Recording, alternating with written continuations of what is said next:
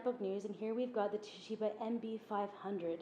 This is running on the Intel Atom N550 processor with 1 gig of DDR3 RAM and a 250 gig hard drive with shock protection. This unit has a great finish. It's got a nice, really great finish all across the palm rest onto the very nice sized trackpad. It has a different finish than the rest, and it's almost a little rougher. It's very, very nice to the touch. Not a bad size, and this is one of the things I do like about Toshiba netbooks. This space here.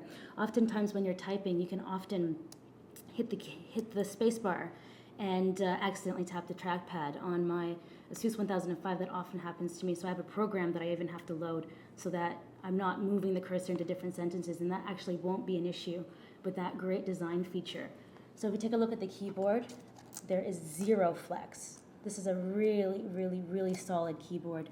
Great size keys, great size left shift key. Moving across, it's really got great size keys. Over here in the corner, I wouldn't mind seeing the shift key be a bit larger. It does offer the page up and down, and I always kind of hate to see this wasted space on a keyboard, but I'm pretty impressed with this right-hand corner. The shift keys on the top are smaller, but not necessarily too small. I don't use my function keys that much. The power button is up here in the middle, and it does have a 0.3 megapixel webcam.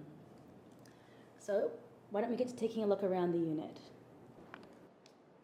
So here we've taken out the battery in the back. You can see it's actually got the option for 3G. 3G actually won't be available here in Taiwan, but perhaps in the US or maybe Europe. This unit's going to come with that option. The other interesting thing is this is a 61 watt-hour battery. So this is a really nice high-capacity battery, nice and thin, and it actually enters flush with the unit. So that's actually a great feature. If we continue walking around the unit, we can see it has a very similar chassis, or it's the exact same chassis to the NB520. So we have the Kensington key lock, the PSU, there's your Ethernet, fan, VGA, USB, there's your audio jacks.